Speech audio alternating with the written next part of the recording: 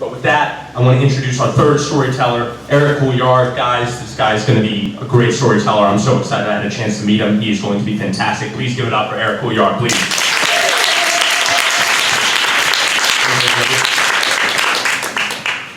So when I was about a senior at U of M here, I was really obsessed with two different kinds of movies. One was action movies, I'm going to come back to that in a second. The other was like movies where the premise is something like, if you just believe in yourself, your dreams will come true. Which I know is kind of dorky, but I wanted to put that to the test. I was a senior in college, so I thought, okay, I need to get a job. What's a cool job that I can get? And you know, Google, everybody wants to work there, #1 company to work for, whatever. So I was like, okay, I'll try this. So long story short, my story's not about working at Google. I got a job at Google. And as soon as I got the offer from Google, I was like, okay, it worked. Now what can I do? So at that time, I was a senior in school. I was studying Chinese. So I was putting together like, all right, what are my like major like things that I'm obsessed with? Okay, one was China. The other was Kung Fu, and the third one was action movies, which I told you guys I was going to come back to. So I put these three things together. I was like, all right, what can I do with these three things? How can I turn this into something? And I was thinking about it, I got it. And I was like, okay, I'll go to China and act in Kung Fu movies. So I worked at Google for about a year and a half, paid off my college loans, bought a plane ticket to Beijing, and I went there to do it. In the first like few months, I had absolutely no idea what I was doing. I knew I'd been doing Kung Fu for a while. I was training Kung Fu, but I spent most of my time in my apartment. I lived on the 6th floor, and there was no elevator, and I didn't want to go downstairs. I only go downstairs and upstairs once a day because I got really tired. So I was most of the time just in my apartment, like training Kung Fu, doing random stuff. I met this master, who's a master of something of like. Pressure point striking, like you guys seen Kill Bill, 5-point palm exploding heart technique, that kind of stuff. So I was training that stuff, but I hadn't done any like acting stuff. And finally one day my master calls me up out of the blue and he's like, hey, we're filming this documentary about Kung Fu. Are you interested in doing it? Are you interested in hosting it with me? And I was like, oh yeah, totally. And then I found out what my role was. I was going to be one of the co-hosts for this show, but really my role was just to be like the foreigner who doesn't believe in Kung Fu and then just gets beat up by Chinese people.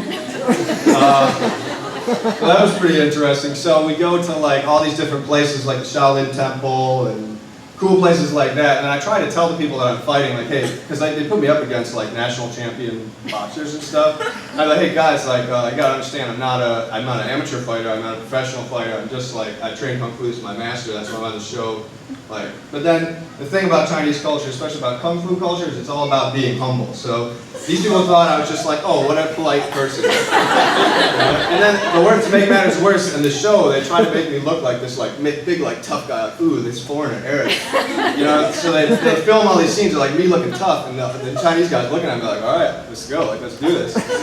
And I go to fight these guys, and they're just like absolutely destroy me. Like there was no competition. It was really terrible and extremely like really they were like actually beating me up. It was pretty terrible. After about 2 minutes, they'd figure out, oh, I guess he wasn't being humble. So that was pretty intense. So that was cool. That was my first like screen time. That was on TV documentary. But I really wanted to make movies.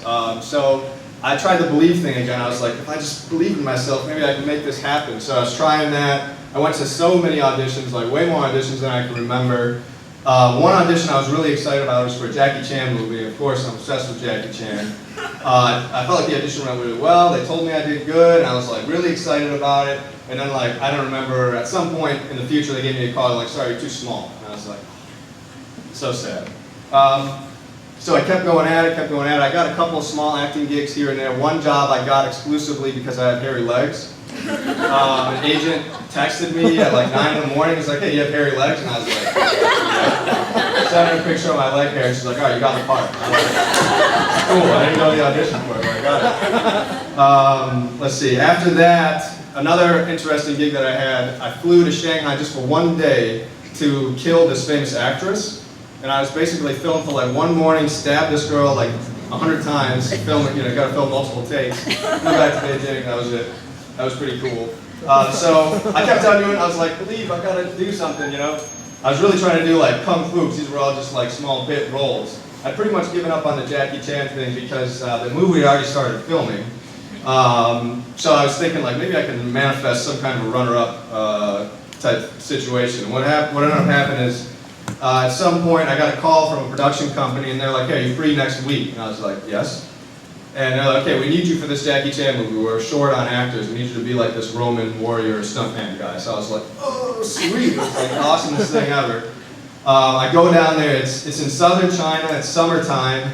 And we're wearing full suits of armor. I was like a Roman warrior or something, Stunt Man. And basically all we're doing is like killing and getting killed like all day, nonstop, screaming, like just like, stuff like this, you know?